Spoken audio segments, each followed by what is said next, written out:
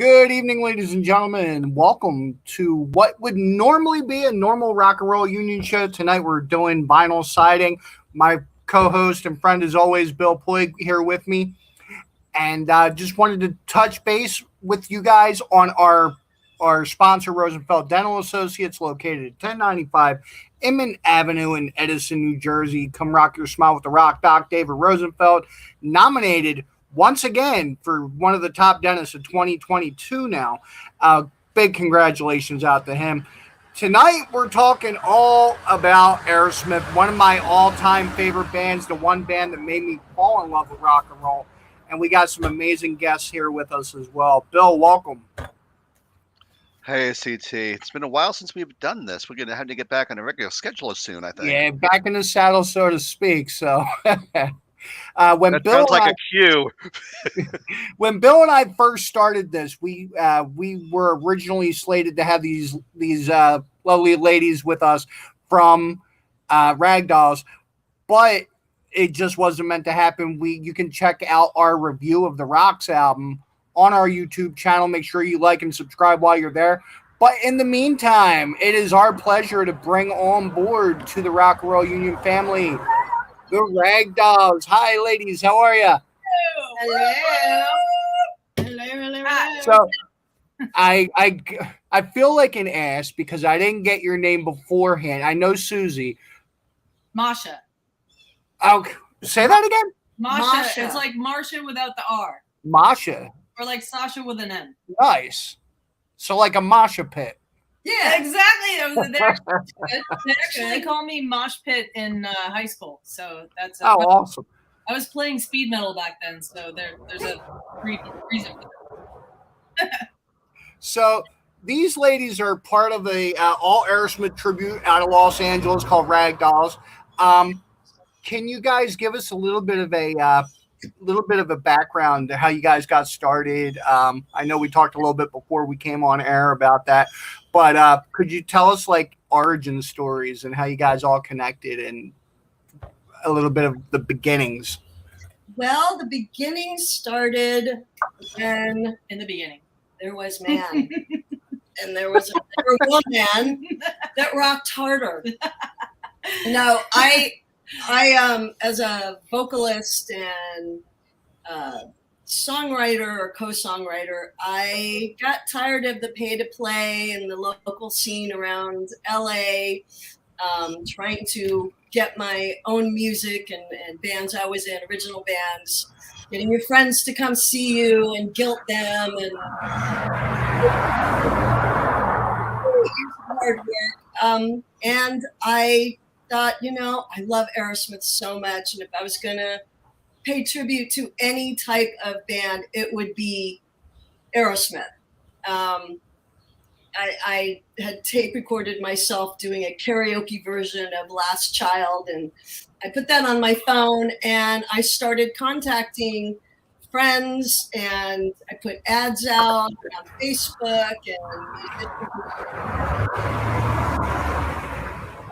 I actually remember when you that Band-Aids? No, but you sent that to me. You sent me that karaoke Last Child, and I was just like, holy shit! And she totally was nailing the Steven Tyler thing. And I mean, for a female, and there is kind of like a handicap there, that using handicap in the word of in our favor, where she doesn't have to sound exactly like Steven Tyler because she's a woman. So everybody's going to be like, oh, well, she's going to sound close to him, and she really does sound close to him. So anyway, so she got this whole idea of doing this, started shopping around, and found a few different people, and then I came into the mix, and I had seen Aerosmith, 30 times, total Aerosmith nut.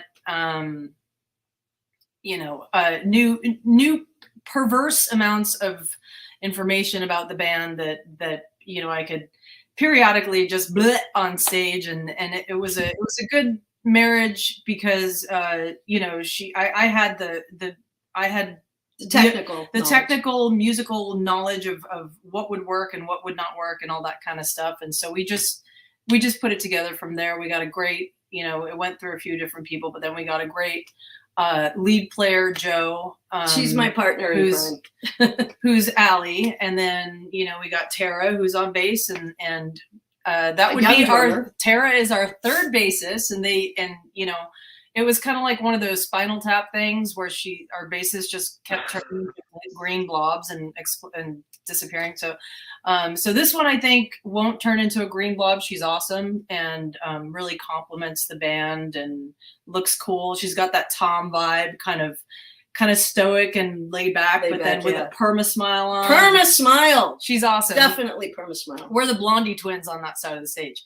So yeah, so we aesthetically it rocks. We just and we spend a lot of money on custom clothing. We do not go to thrift stores or to our closets. We have custom made outfits for this band, which is very cool. And I mean, it's very detailed. By one of the Karen Dusenberry, who actually has made quite a few of Steven Tyler's outfits. Yep. And you know, Black Crows. So she's done stuff for all. I mean, who else has she done? Oh Jesus, who hasn't she done? But Ringo Starr. Yeah. Cheap Trick. She's got outfits in the Rock and Roll Hall of Fame and the Grammy Museum. Like that. Who is it? Is it Chris Robinson? Is he the lead singer for the Black Crows? He had this jacket, the pot jacket. That was hers design. So oh, no kidding. Yeah. I know exactly the one you're talking about.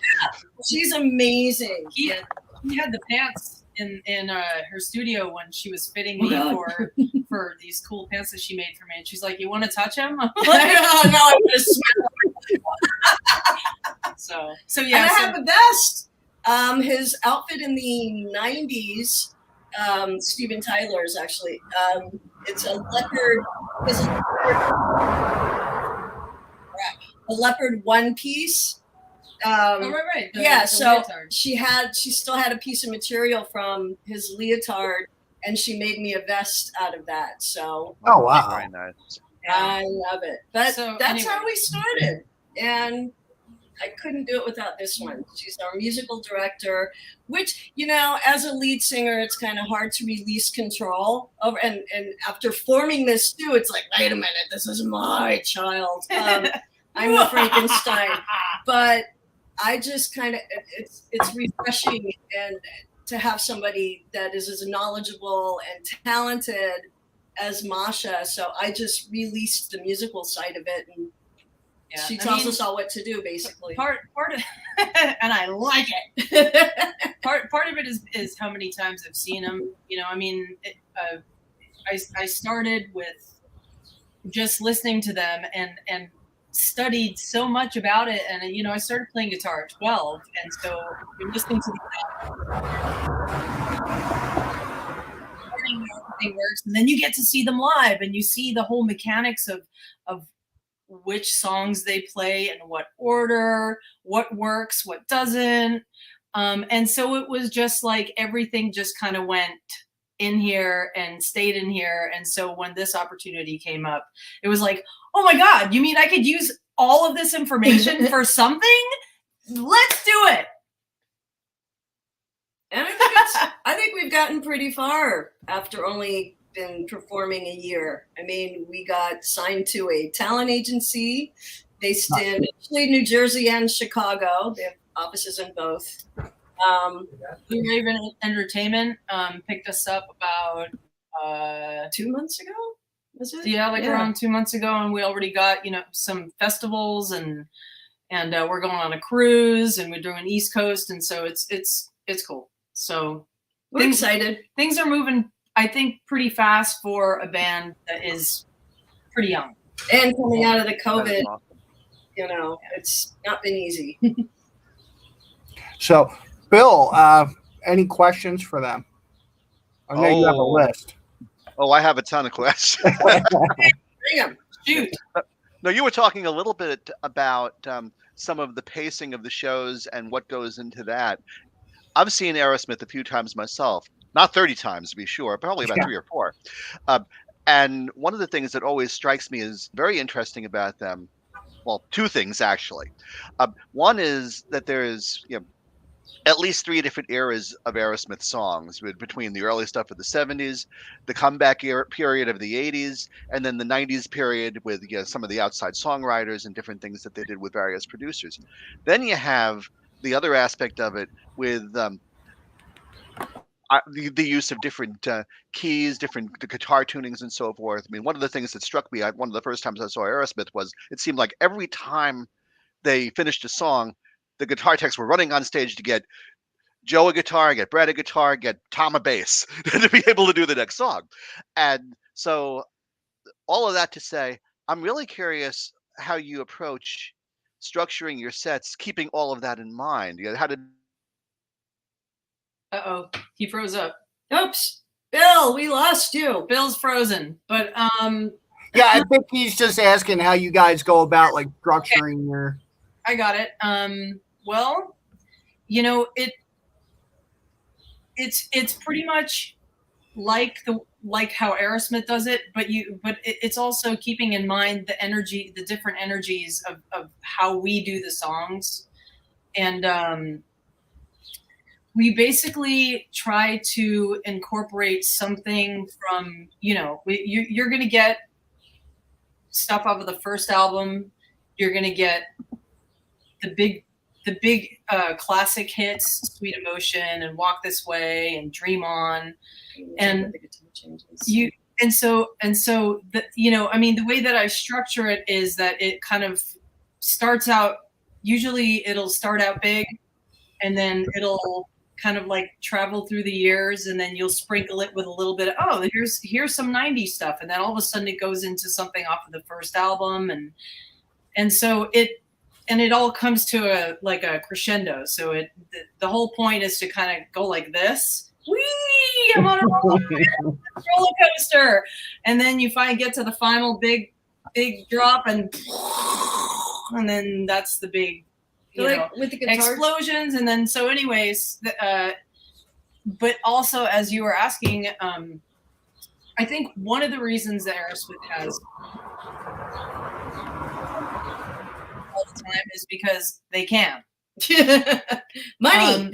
Like if I had 80 guitars, I would probably be having people come up and give me every cool guitar I have. It's like, hey, look at this one, and it's like exactly the same tuning and everything that everything else is. But we don't have that luxury because lugging all of those guitars, our production is not quite as big. So whenever I make the set, we have to think about where the guitar changes are. So if we're going to be playing Draw the Line, and Allie has to put on her Plexi Dan Armstrong, which she does have one of those. Oh my God. Yeah, we gotta. You gotta come to a show. So we know that the flow of the show is gonna halt right there because she's got to change guitar. So then it's every time that there's a guitar change that gets taken into consideration. It's like we have this cool way that we one of my favorite songs off of Pump, which is What It Takes.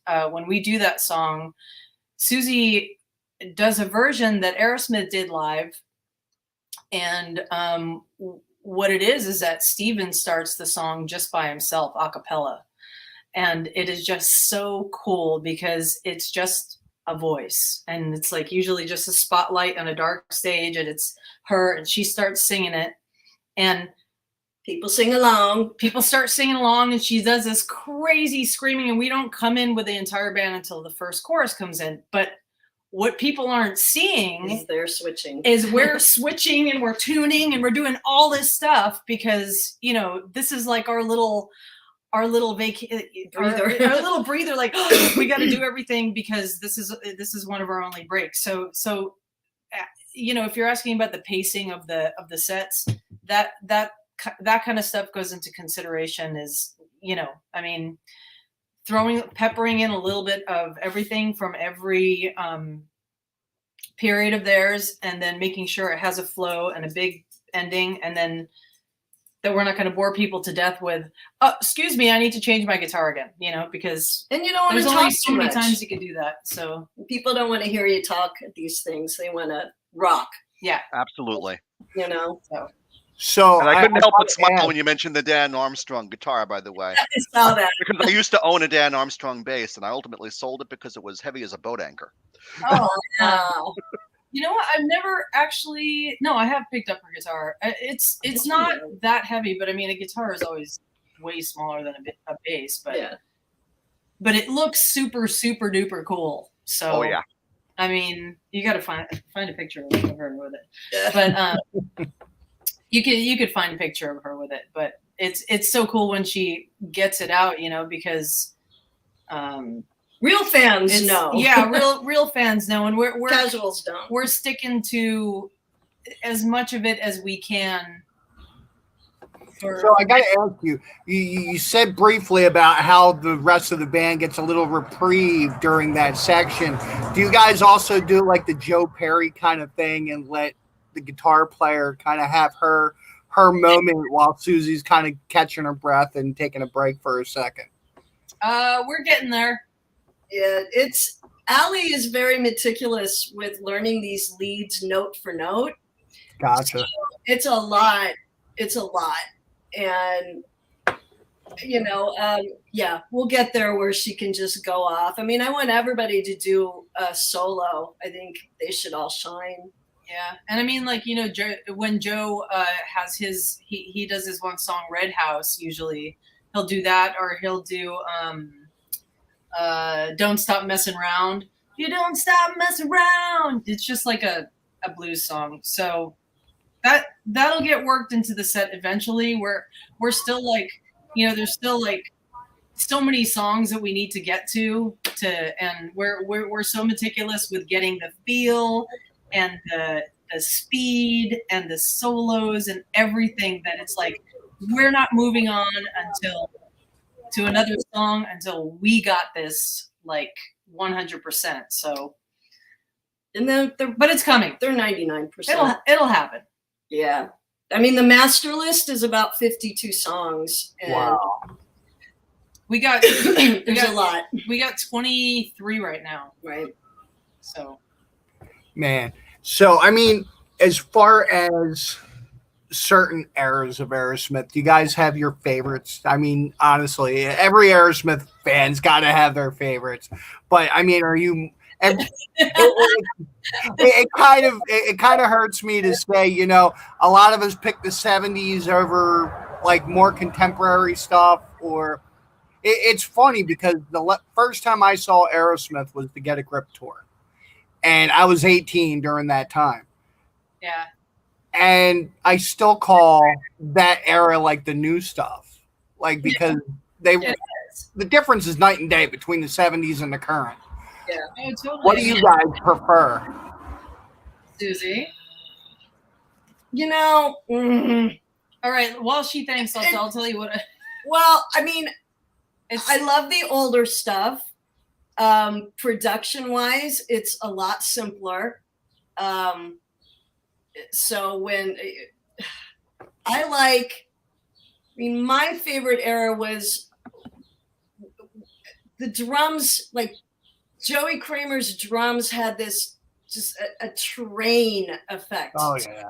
It chugs, and there's just this swing rhythm that I love. Those are the 70s. Yeah. Those were definitely the 70s. Yeah.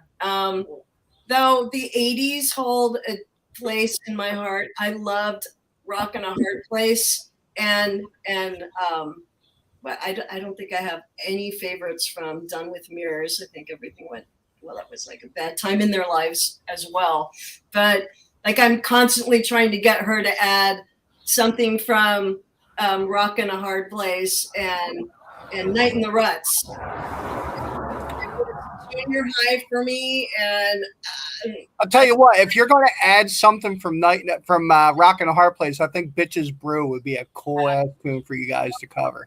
And then No Surprise from No Surprise. I want to do Chiquita.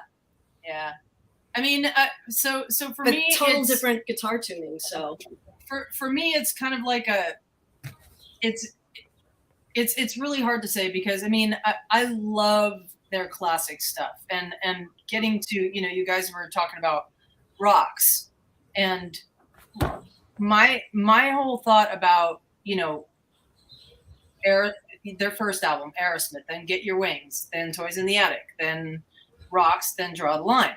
So you could tell that Rocks was their pinnacle in terms of songwriting, and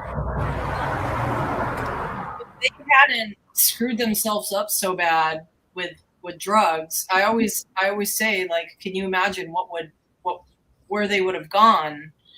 But they did, you know, they did Draw the Line, which I actually love. Draw the Line. I think it's a really weird, funky, cool album. Oh yeah.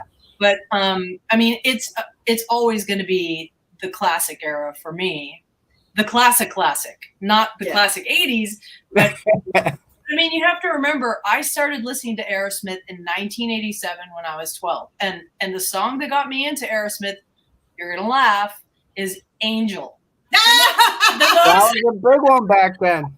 Come on, I didn't even like it then. I was a 12-year-old girl. So 12-year-old girl discovers Angel. Oh, it's so cute. I love it. I want to sing it. Nope.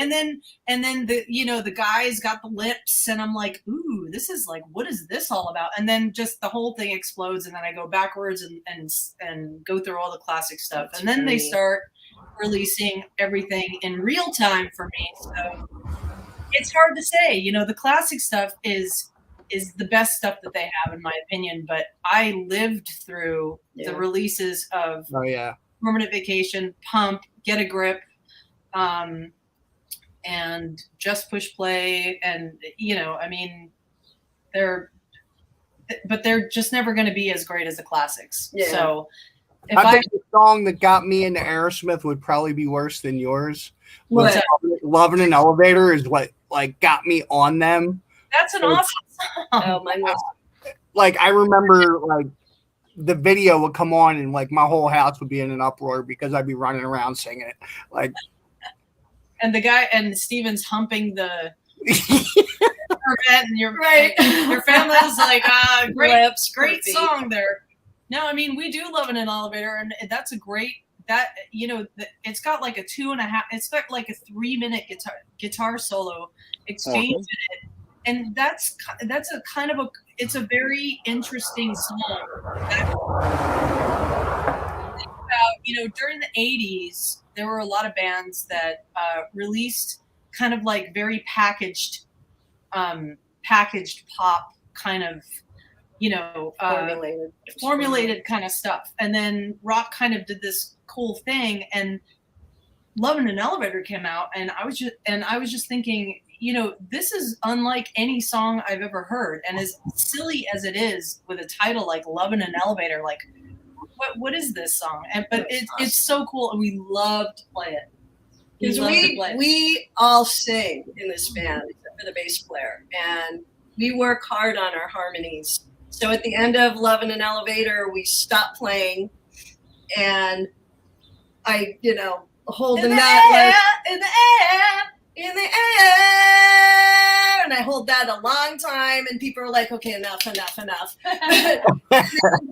then we all do a cappella, Love in an Elevator. So yeah, it brings down the house. So I mean, you can get four Aerosmith bands in here, and we would probably argue until the end of time what the best, you know, what the best song is, what the best period is. But they've got a lot of really great material from all of their eras. I would say that like their last album, I wasn't even though that was Jack Douglas produced that one, which was super cool. Another Dimension or Honkin' for Bobo? No, Another Dimension. Oh, the only thing I liked about that album was that Jack Douglas produced it and made it sound more kind of like a 70s album. Right.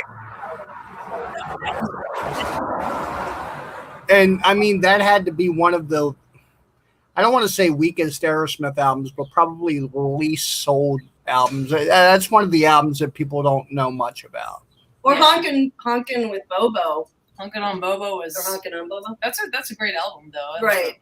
Blues covers. But people, it just, no radio. Couple comments here. Someone's asking about the left-handed Strat. Do you guys use a left-handed Strat? No. Sometimes Joe uses that, upside down left-handed thing, but just like Jimmy did, but in reverse. So no, we don't have one of those. But I mean, I'm always going to say we don't have one yet. Yeah. Because now you planted it in our heads, and now, I'm going to go get a Bye. See you later. One of Norm's rare guitars. Yeah. And then another person. This one I concur with. We need to see you here on the East Coast. We will be there in a couple months. We will be there. Is August? Yeah. My phone's August. We got. Here we go. We should have looked at this before. So let's see. We got 19th and 20th. Is it August 25th and 20? 20. What is this? 25, 26, 27. No, 26 and 27th. We'll be in New Hampshire. And then in September, we're going to be in Chicago or Illinois. Chicago, Illinois, and Wisconsin. Chicago is in Man, Illinois. you guys are everywhere. We'll be all around there. But if you'd like to follow our schedule, please go look on our website, which is RagDolls-band. Hold that up there. Wait, there was a card. RagDolls-band.com. And, we're on Facebook and all that kind of stuff. So, I mean, we're going to be making our way over there probably a lot because, because we need to. Yeah, because I personally think that the fans over there are going to be different from what we have over here in tired old California. Oh God, California are so brutal. This is LA. They're so jaded. Somebody say Landis Theater would love to have you guys. They're actually a Jersey-based theater that now, as far as that's concerned, do you ladies play like theaters only, or are you playing some like I know bands in this area, tribute bands in this area, some are still playing bars and others are doing theaters, and like there's different venues. How do you guys book? I try to steer clear of bars because we need a production. We need the lights, we need the proper sound, and the bar atmosphere just, you're not going to get a big production out of that. So, right.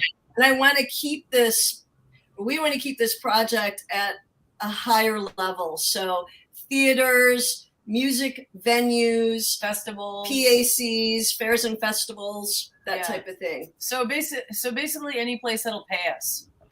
Pay us well. Pay us well. And cover backline and hotel. We prefer places. I have I could throw a football about 60 yards. So we prefer places where I could throw the football. So, no, just kidding. So we're playing the Cake Theater. We're playing a festival in New Hampshire. Yeah, a festival in New Hampshire at the park. I just put it in there too. So we're playing the Arcada Theater in Chicago, which is a beautiful 1,000-seat venue. So and a winery. And we're playing a winery too. So it really does differ, but most of the tribute bands that I know really do hit the same kinds of places, and it's basically, I mean, we swore from the very, very beginning that we're not going to be doing some crap, 4 people sitting there crying in their beer and eating. We're playing and there's no lights or anything. So, yeah. So the Cake Theater on the 26th. Oh, Arms Park Outdoor Festival. Yeah, in Manchester, New Hampshire. That's on August 27th. Well, you could find all this on our website. Yeah. So. And then in Chicago, or around Chicago, first we're playing the Palace Theater in Wisconsin Dells on September 14th, and the 15th will be at the Dannenberger Family Winery, where we will lose half the band from too much pillaging, and it's next. Then September 16th at the Arcada Theater in St. Charles. and then we fly home. So And Midwest, here we come, and we want some damn pizza. And we're gonna have 2023. You know, we got our we switched gears and got this agent kind of like in the middle of the year, so it was kind of like a little bit of crickets for now, and then 2023. Hopefully, we're gonna get started. So we're gonna have some. I think March will be on the East Coast. What else you got? And a rock and roll cruise in March. Oh, that's awesome. Have you guys played a cruise before or been on one? I've never even been on a cruise. Yes, I've never been on a cruise either. So I have. It's Petri awesome. dish, here we come. Yeah.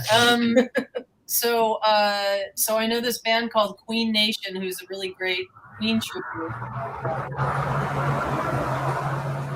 I went with them on this cruise called the Rock and Romance Cruise, and you know, they say, you know, like Don Felder from the Eagles or Todd Rundgren, or maybe it's just like one member of the band, or sometimes it's the whole band. Like Cheap Trick was there, Air Supply, like all these bands. And even if it's just one of the members, they do such an incredible job of, you know, playing the band's music. It's almost like a tribute band with just one member left in it. So that would be like Foreigner, or Sweet. So anyway, it was such a blast. I mean, I'm so excited to go. It was so much fun. So we can't wait. CT Bill, get your tickets. Man, believe me, I would love to.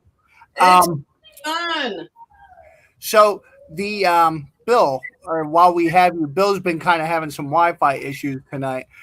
But any questions that you wanted to ask, Bill, while we have you working?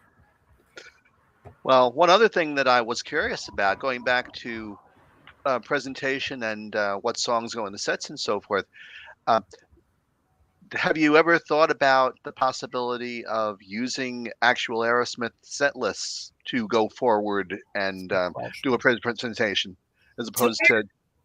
The weird thing is, when we look at, like, you see a picture of it, of a Aerosmith set list, and you hold ours next to it. I don't know how she does it, but somehow they pretty much match up. Yeah, you know. Boy. I've seen them so many times. I think it's just embedded in her mind frame. It's really funny that you should say that, Bill, because you know, these guys, when I first started doing the set list, it was just like, I don't want to do this song. I know that doesn't make sense, and everybody thinks that they know how the way that the set list should go and the order, and no, Elevator shouldn't be the third song in the set. Don't give it to them yet. And I'm just like, guys, okay, you have to trust me. And so I went on that. You know, you could find any set list. You could literally find Aerosmith's first set list at Nipmuc High School in Massachusetts. And so I just went to a random, you know, probably like 2019 or something they were playing it, you know, before the pandemic. And I sent it to the band and I'm like, hey guys, does this look familiar? It's an Aerosmith set list. So shut up. Yeah. So, I mean, it's just something that is, I don't know what, but it's like they had a particular rhythm to the way that they did things. And so I kind of make mine according to that rhythm. I couldn't even explain it to you if you asked me how. It's just something that is ingrained at this point. Well, having seen them as many times as you have, I'm sure it is ingrained just from your own experience to a large extent. That's terrific. Oh, yeah. Can you even see that? That's me and Masha. That's me and Masha. Yeah, Masha. Yeah, I'm the fan, and not only has seen them so many times, but when I was, you know, when I was a teenager, I would, anything that I could possibly get my hands on that was a live tape. There were tapes back then, then live, and then live CDs and any kind of bootleg or anything. And so when I would come see them live, they would play literally just like Steven could just blow into his harmonica once, and I'm like, they're about to play this. And it was like any single little cue, and I already knew what they were about to play. It was literally like I was living and breathing it. So it makes it a lot easier. Look at that. That's me. That's Masha playing at, where were we? Anaheim Grove. Yeah, we played with Led Zeppelin again, which is a really cool Zeppelin tribute here. So we slayed it. So what else? I'm trying to find the guitar. Dan Armstrong? Yep. You'll find it. So do you guys have any favorite places to play? Like what are some of your favorite venues? I think we're too young. Yeah, bigger. I think we're too early in the game to make that call, just because we've only been playing a year and we haven't ventured out far enough yet. And I'm pretty sure it's going to be on the East Coast. Well, I have a favorite as of now. We've actually played there twice, and it's a casino out in Arizona called Casino Arizona. And I mean, like, go figure. But they put us up for. It's hard to tell. Is that? Hell yeah. That's my Masha. That's me. Fucking rocks. So they put us up. You know, we played 2 nights. It's a really nice, about 300 seat theater, not huge, and they've got the whole production, great stage, great lighting, everything, and we filled it every time we've played it. And then, but the reason why I really like it is because hotel and pool. They put you up the night before and the whole time, and once you're set up, you don't have to do shit. Yeah. And you just sit by the pool, and it's like, man, I could get used to this. It's fun. So that's my favorite gig so far, place to play. Plus, they're really nice there, and we sell really well there. So somebody's saying come to the legendary Philly area. We will so be there. I promise you. 2023 is the year of RagDoll. Yeah, we will be there. Save the cheesesteak for us. I promise you. Yeah, we get a line of cheesesteaks. I want all the pizza. I want Chicago pizza, and I want Detroit style pan pizza, and I want lots of pizza. Yes. So let me ask you ladies a question that's something that's been bothering me as an Aerosmith fan for a long time. And maybe it's something that you guys can sympathize with or have a thought on. I've had a problem as far as the band is concerned, kind of being complacent since that Another Dimension album came out. There's been no new music, no new albums. They're not touring very often. Any ideas on that? Any thoughts on that? Well, can you imagine how old they were when they started? And then it's a grind. You want to spend time with your families at some point. You want to have some time away from the band after a while. I think they deserve to rest on their laurels. I mean, they're in their 70s, all of them. Tom's gone through cancer. I don't know. I personally think it's egos. I think to not write any new stuff.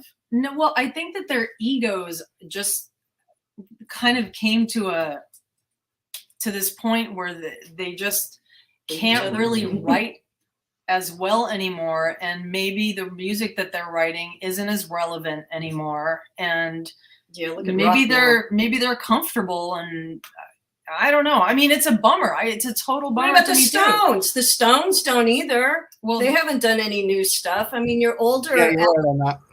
From the 70s and the 60s, they're not pumping out new stuff. They're just, if they can, I mean, Elton's done. It's his farewell tour. The Stones, they've got. I mean, people are dying. Steven did that country. Then he had his solo thing. Steven did that country record, which was different. Okay, and I think that everybody's just kind of like doing their own thing. Yeah.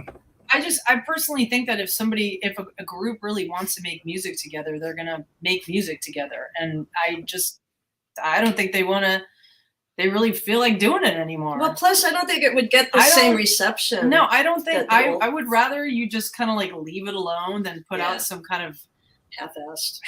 Yeah. You know? So it's like at what point are you just going to keep copying what you've already done? You know?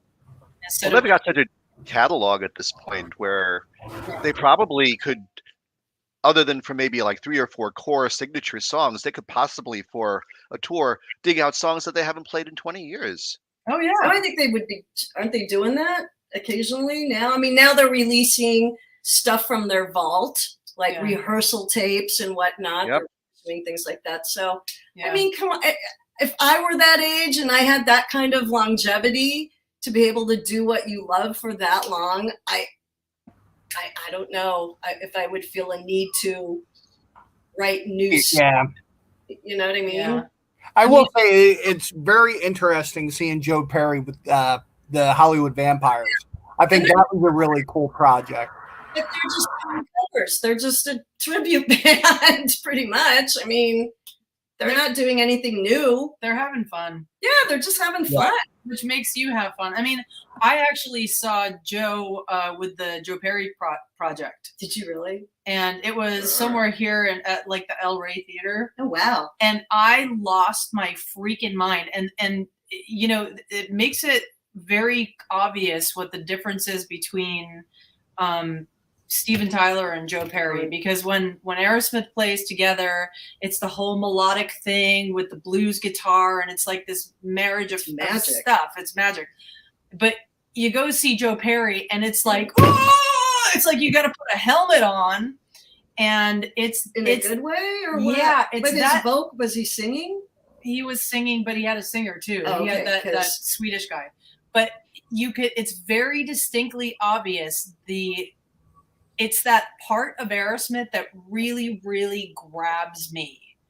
And it's like the music part. Steven has all the vocals and all that, you know, like that melodic other stuff, but the rhythm, the balls out, there's something kind of that grind, just, the whole show, I was just like the happiest person on earth. And it made it very clear to me the difference between the two people that made this group actually happen songwriting wise. So if you ever, I think that he's actually still playing. He's got some dates. Yeah, he actually just came through our area last weekend.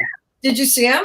Yeah. Unfortunately, no. The venue he was playing at was a casino venue, so it was kind of out of my price range. But that sucks. I would that highly. Sucks. I mean, if you highly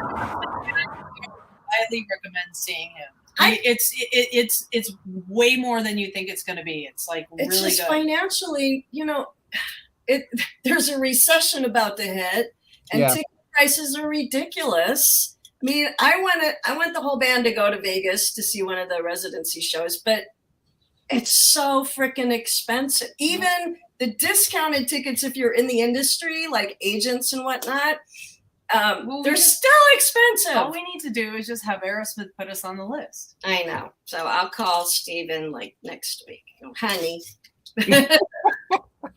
Yeah. We actually, our lead guitar player, Allie Handel, she was vacationing last year in Maui and found out what his address is. Of course, it's a gated, homestead, and brought.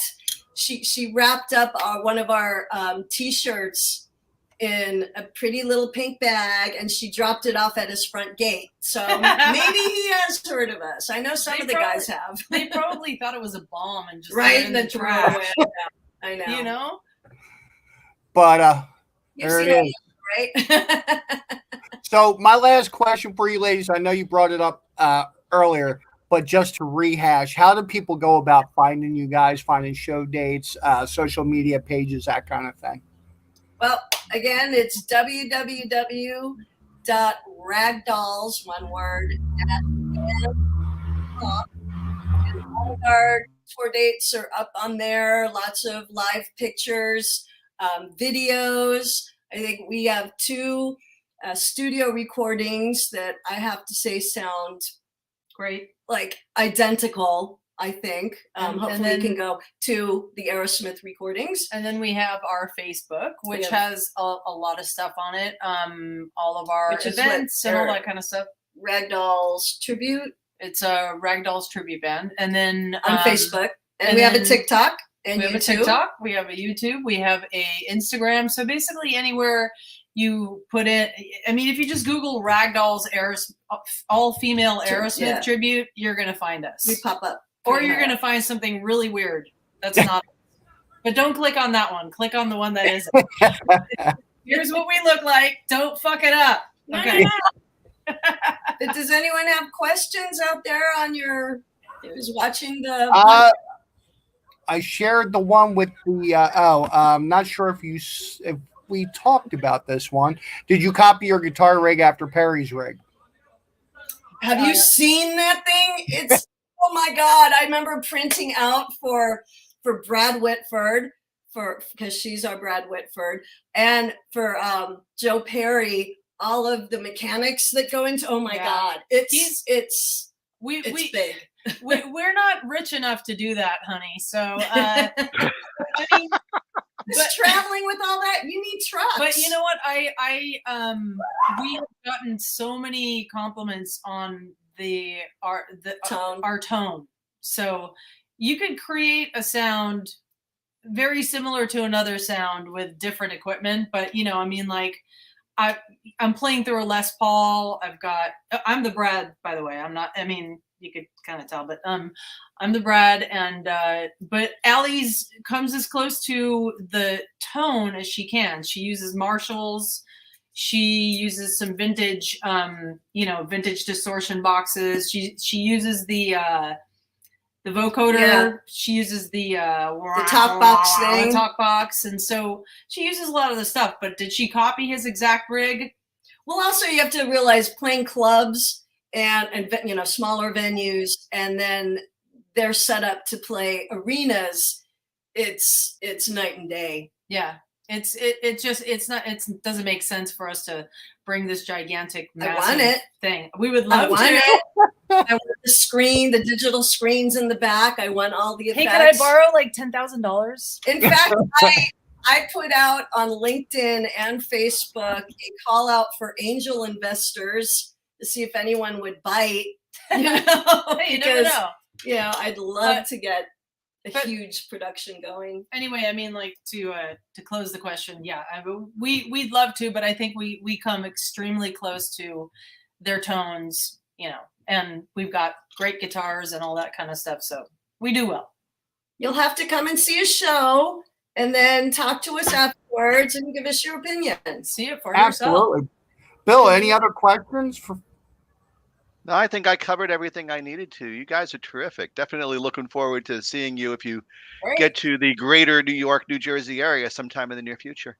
All right, going to be there. Did you want to talk about rocks or anything? Yes, they did. Yes, cheesesteaks. They talked about rocks last time. Do you want? Okay. Did you? We missed the coolest discussion ever. Do you guys have any favorite album?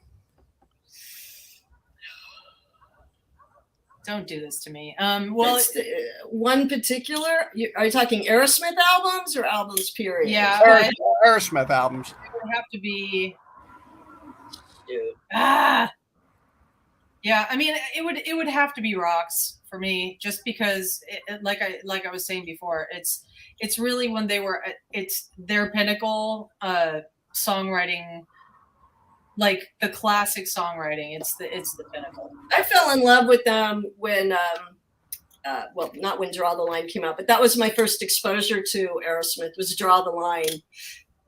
And so that always holds a place in my heart. And we really thought about doing Kings and Queens, but it's really long and we didn't, I don't know. I guess we're deeper fans than the general fan would go. So we thought maybe not. We still went to. I also absolutely love Nine Lives. I think that Nine Lives and Pump in the Second Coming are their two absolute best. Oh yeah. Modern. Nine Lives is really underrated. I agree with you. And It's a great some of album. Steven's singing on Nine Lives, I have to say, is probably the best singing that he's done on any album. Like, you know, Ain't That a Bitch? Some of that vocal is absolutely incredible. That is a very, very hard song to sing. So, but yeah, songwriting wise, that album kicks ass. So We've actually had we had a conference call or a conference Zoom with Mark Hudson, who's close friends with him, as well as songwriter producer on quite a few Aerosmith songs. So when we were first starting out, we asked for some tips and advice from him, and wonderful man, and very supportive. Super cool. He was really cool. Yeah.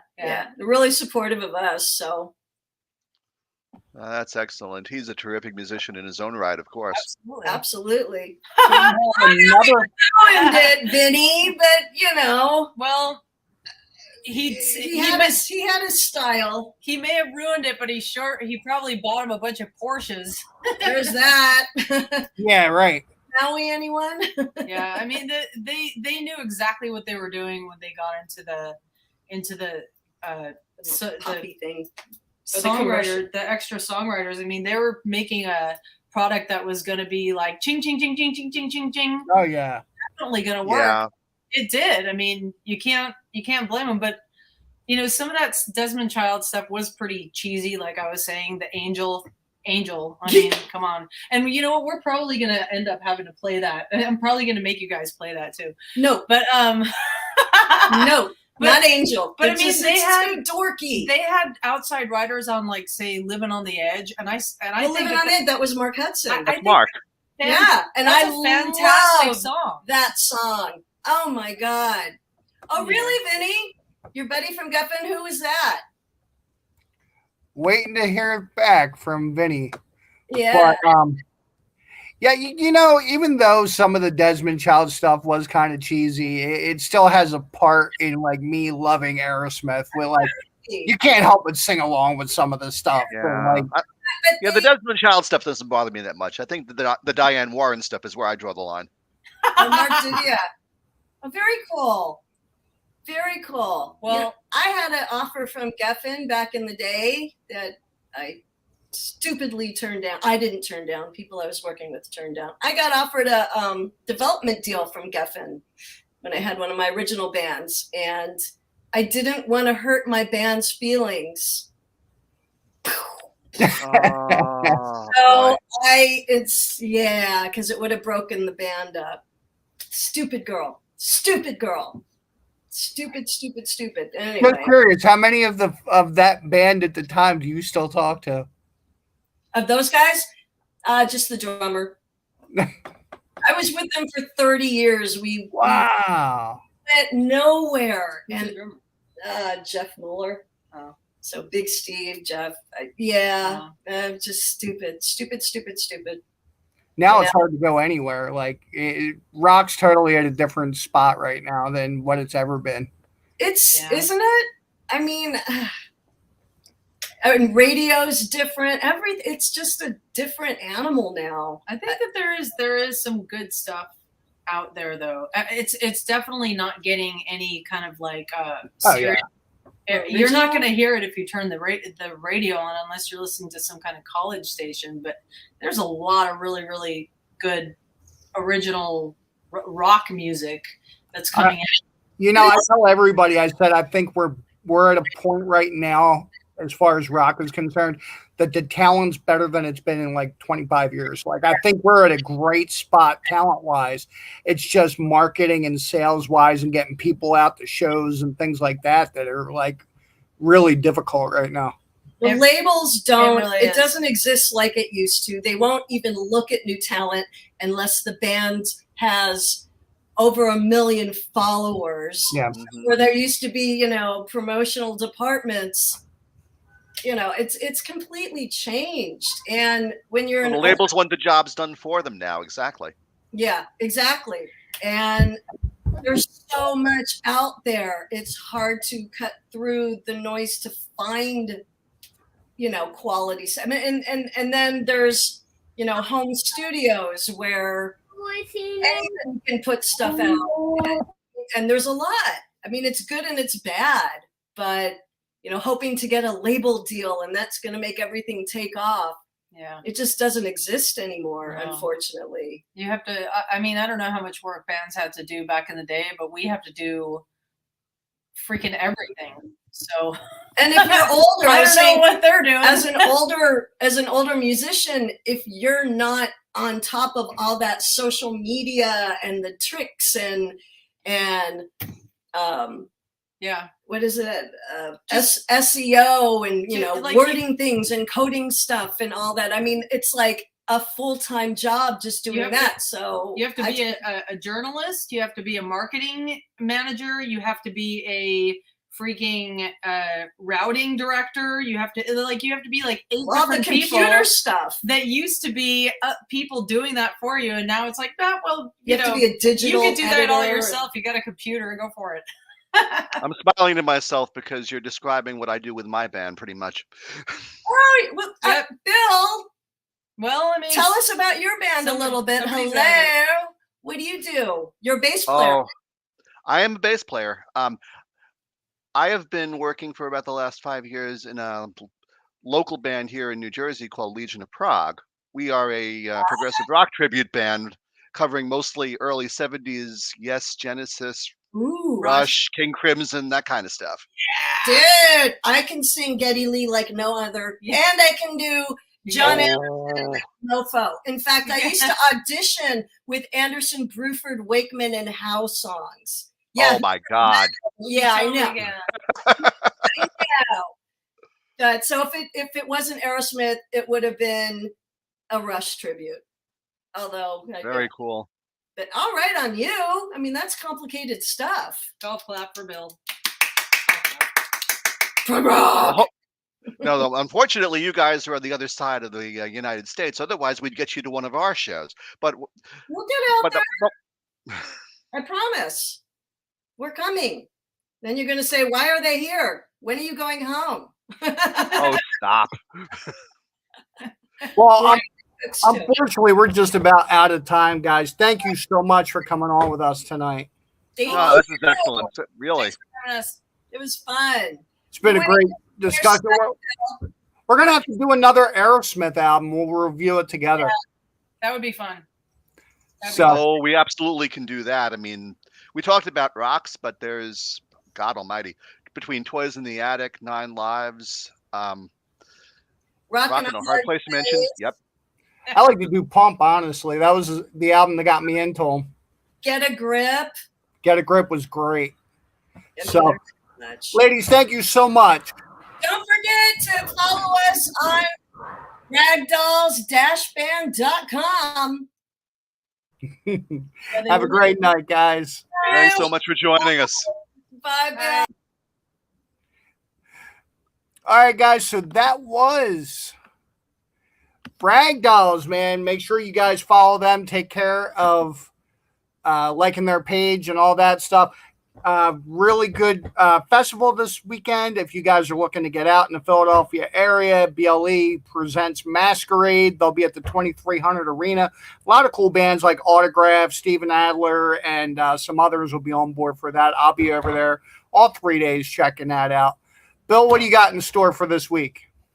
Oh, we have a couple of weeks off where guys are taking vacation in the band right now, but we're coming back in early August. We have a show in Atlantic Highlands, New Jersey, doing the Navasink Fireman's Fair. There is one of the biggest outdoor attractions in central New Jersey during the summer, and we're playing that.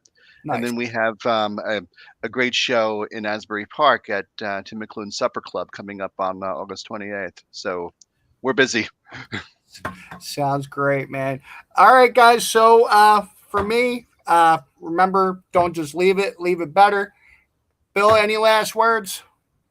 Only that I will make sure that I have a better connection to the internet next time we do this.